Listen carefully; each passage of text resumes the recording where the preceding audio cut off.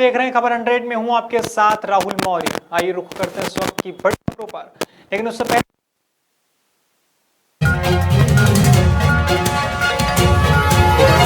की संख्या में आई कमी, गृह मंत्री नरोत्तम मिश्रा ने जाहिर की खुशी, वैक्सीनेशन को लेकर की अपील।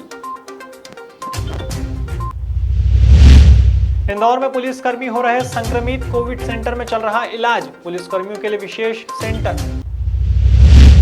इंदौर में 10 दिनों में बना कोविड सेंटर का हुआ शुभारंभ, जनप्रतिनिधि रहे मौजूद। कृषि मंत्री कमल पटेल दिख रहे सक्रिय, जिले की पंचायतों की समीक्षा, अधिकारियों से की चर्चा।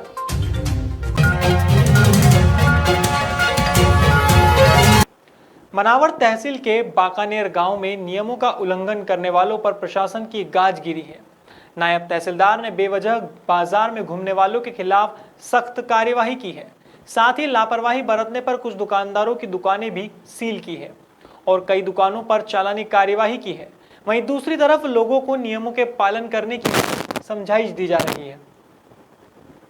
आज करीब 24 लोगों पर चालानी कार्रवाई की गई है, जो लोग फालतू घूम रहे थे अननेसेसरी इधर उधर बिना काम के, उन लोगों के ऊपर कुछ नियमों का उल्लंघन करते हुए किराना दुकान वाले, कपड़े वाले भी। हाँ, करीब 3 कपड़ों की दुकानें और 2 सीमेंट सरिया की दुकानों को सील किया गया है। इन लोगों को कई बार पहले भी हम लोग समझाइश दे चुके थे, लेकिन इन लोगों ने नहीं सुना, तो आज इन लोगों की दुकानें हम लोगों ने।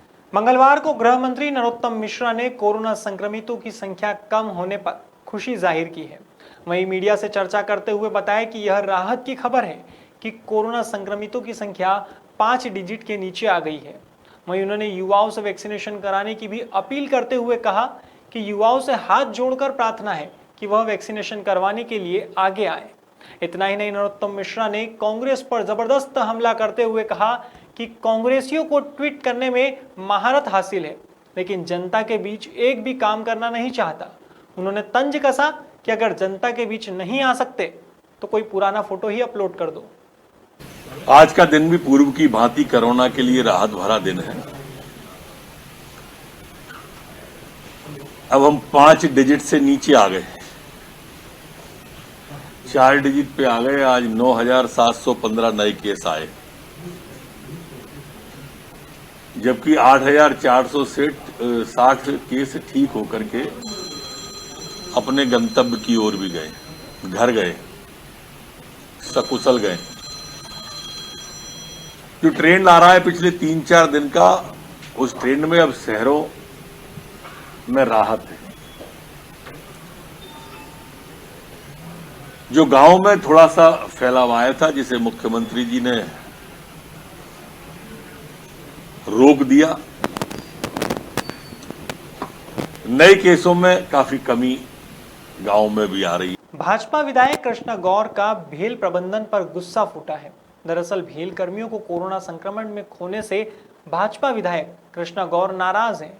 कृष्णा गौर की माने तो उन्होंने भेल प्रबंधन को कारखाना बंद करने के निर्देश दिए हैं। इसके लिए वे कर्मचारियों के साथ धरने पर भी बैठेगी और कारखाना बंद करने की मांग करेगी। गौरतलब है कि इस वक्त रोजाना प्रदेश भर में इस कारखाने से ऑक्सीजन सप्लाई हो रही है। ऐसे में देखना होगा कि क्या फैसला लिया जाता है। भेल प्रबंधन पर बहुत नाराजगी व्यक्त करते हुए मैंने स्पष्ट रूप से उनसे कहा है कि भेल प्रबंधन जल्द से जल्द कोई निर्णय कारखाने को बंद करने के विषय में ले। लगातार हमारे कारखाने में काम करने वाले हमारे अपने ही रेगुलर एम्प्लॉय, ठेका श्रमिक इस कोविड-19 जैसी गंभीर बीमारी का शिकार होते जा रहे हैं। हमारे बीच से वो दुनिया छोड़ के जा रहे हैं। बार बार भेल प्रबंधन को हमने इस बारे में अवगत कराया, लेकिन भेल प्रबंधन ने इस विषय पर कभी कोई संज्ञान नहीं लिया और वैसा ही अनवरत कारखाना सभी शिफ्टों के साथ चल रहा है। इंदौर में लगातार बढ़ते संक्रमण के चलते फ्रंटलाइन वर्कर्स भी संक्रमित हो रहे हैं। खास तौर पर दिन रात सड़कों पर व्यवस्था संभाले हुए पुलिसकर्मी काफी मात्रा में संक्रमित हो रहे हैं। इन पुलिसकर्मियों के लिए विशेष रूप से पुलिस लाइन में कोविड-19 सेंटर बनाया गया है। यहाँ पुलिसकर्मियों के साथ साथ उनके परिवार के लोगों को भी रखा जा रहा है और इलाज किया जा रहा है। पुलिस के इस अस्पताल से पुलिसकर्मियों और उनके परिवार को काफी राहत मिल रही है। इंदौर के आरआई का मानना है कि इस पुलिस अस्पताल से ज्यादातर लोग ठीक होकर जा रहे हैं और जो ज्यादा गंभीर मरीज हैं उन्हें अन्य अस्पतालों में शिफ्ट किया जा रहा है। जितना भी फोर्स ड्यूटियों पर चेकिंग पॉइंटों में लगा है या बाजार बंद करने में लगा हुआ है, तो उनको ड्यूटी पॉइंटों पर ही पानी की व्यवस्था मिले, छाया की व्यवस्था मिले, बैठने के लिए कुर्सियां मिलें, ये सारी व्यवस्थाएं सुनिश्चित की गई हैं। साथ ही साथ अगर भोजन का टाइम है तो उनको डिपार्टमेंट की तरफ से एक हेल्दी फूड मिले, इसकी भी व्यवस्था की गई है। और इसके अतिरिक्त जो जवान हैं उनको कोविड से बचाव के लिए face shield, face mask, sanitiser और विटामिन की टैबलेट्स वगैरह भी वितरित की गई है, जिससे उनकी इम्यूनिटी बनी रहे। सर, शहर के विभिन्न क्षेत्रों में कितना पुलिस बल लगा है? अभी हमको पुलिस मुख्यालय से लगभग 600 का पुलिस फोर्स आवंटित हुआ है। इसके साथ में थानों का फोर्स भी ड्यूटियों में लगा हुआ है। सर, लगभग कितना पैकेट रेगुलर बनता है? नगर सुरक्षा समिति और पुलिस कर्मी जो चौराहों पर ड्यूटी कर रहे हैं, लगभग अभी 1300 से 1400 पैकेट पर डे बनते हैं, जो नगर रक्षा समिति, जिला पुलिस बल, SAF, होमगार्ड, इन जवानों। मध्य प्रदेश के इंदौर में मात्र 10 दिनों में कोविड केयर सेंटर बनकर तैयार हुआ है। बता दें, सेवा भारती संस्था, माधव सृष्टि और SBI बैंक ने मिलकर 10 दिनों में 108 बेड का कोविड सेंटर तैयार किया है। अब मंगलवार को इस कोविड सेंटर का शुभारंभ हुआ, जिसमें मंत्री तुलसी सिलावट और मंत्री उषा ठाकुर सहित क्षेत्रीय विधायक और संभागायुक्त मौजूद रहे। बताया जा रहा है कि 108 बेड की क्षमता वाले इस सेंटर में 48 बेड पर ऑक्सीजन की सुविधा रहेगी, वहीं 21 डे केयर बेड भी बनाए गए हैं। इस मौके पर मंत्री सिलावट ने कोरोना काल में इसे संजीवनी बताया, तो वहीं मंत्री उषा ठाकुर ने इसे मानव त्रासदी के दौर की अनूठी सौगात बताया। वहीं उन्होंने यह भी कहा कि हम सबको मिलकर अपने अपने हिस्से का पर्यावरण शुद्ध करना होगा और यज्ञ करना होगा। इस कोविड में, इस कोरोना में, ये मध्य प्रदेश नहीं, पूरा राष्ट्र नहीं, पूरा विश्व इस महामारी से जूझ रहा है। ऐसे समय सेवा भारती द्वारा एक सेवा का पवित्र काम, ऐतिहासिक काम, ये संजीवनी का काम करेगा। कोविड केयर सेंटर 108 48 ऑक्सीजन के हैं। और मैं तो यहाँ के विधायक जी को, रमेश जी को, आपको, कहाँ है भैया, और कहाँ मनीष जी, कहाँ गोपाल जी, और मनीषी जी, हमारे कमिश्नर साहब और हमारे मध्य प्रदेश की ओजस्वी मंत्री मेरी छोटी बहन उषा जी, हम सबकी तरफ से सेवा भारती को प्रणाम करता हूँ कि पर्यावरण की शुद्धि के लिए अभी 10, 11, 12 और 13 सुबह 10 बजे सब लोग एक साथ आहुतियाँ डालें, पर्यावरण को शुद्ध करें, क्योंकि महामारियों के नाश में अनादिकाल से इस यज्ञ की पावन परंपरा, ये यज्ञ चिकित्सा है, ये धर्मांधता नहीं है, ये कर्मकांड नहीं है, ये यज्ञ चिकित्सा है पर्यावरण को शुद्ध करने की। तो आइए हम सब 2-2 आहुति डालें और अपने खाते का पर्यावरण शुद्ध करें। तीसरी लहर हिंदुस्तान। सेंटर शुभारंभ के मौके पर स्टेट बैंक अधिकारी सुमित राय ने जहां इस सेंटर की विशेषता के बारे में बताया, तो वहीं संभागायुक्त पवन शर्मा ने प्लाज्मा को लेकर बताया कि निजी अस्पताल के माध्यम से और उनके साथ एक बैठक की गई है। प्लाज्मा के लिए किए गए हैं, जिससे मरीजों को आर्थिक समस्याओं का सामना नहीं करना पड़ेगा। देखिए, ये एक मेकशिफ्ट हॉस्पिटल है, लेकिन इन्होंने बहुत अच्छी तरह से इसे तैयार किया है। और यहाँ पे मेरे ख्याल से 108 बेड हैं, जिसमें कि ऑक्सीजन की भी सुविधा रहेगी।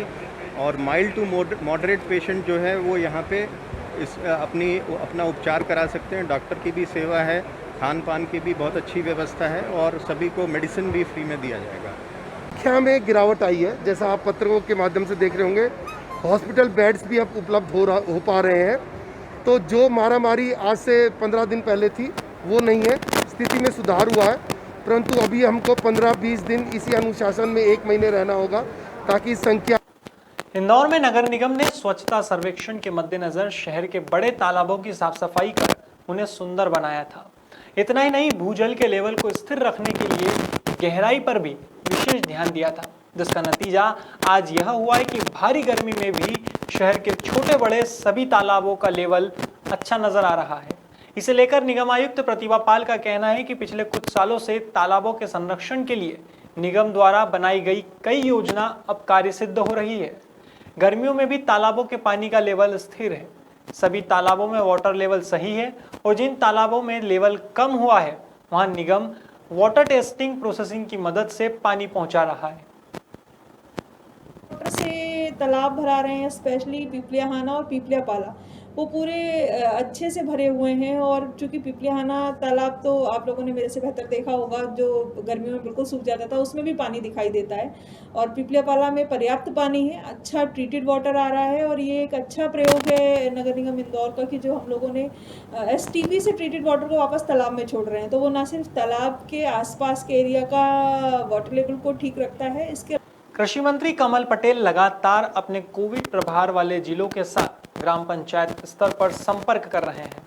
इसी कड़ी में मंगलवार को कृषि मंत्री कमल पटेल ने बैतूल जिले की पंचायतों की समीक्षा की। इस दौरान उन्होंने जनपदों के CEO से सीधा संवाद किया और ग्राम पंचायत स्तर पर हर गांव की स्थिति पर चर्चा की। कमल पटेल ने जनपद के CEO को साफ तौर पर निर्देश दिया कि घर घर का सर्वे अब एक सतत चलने वाली प्रक्रिया है। इससे मिलने वाली सटीक जानकारी के आधार पर ही इस संक्रमण को रोकने में मदद मिलेगी, इसलिए इसे गंभीरता पूर्वक करें। साथ ही नोडल अधिकारी और कलेक्टर को भी आवश्यक दिशा निर्देश दिए गए।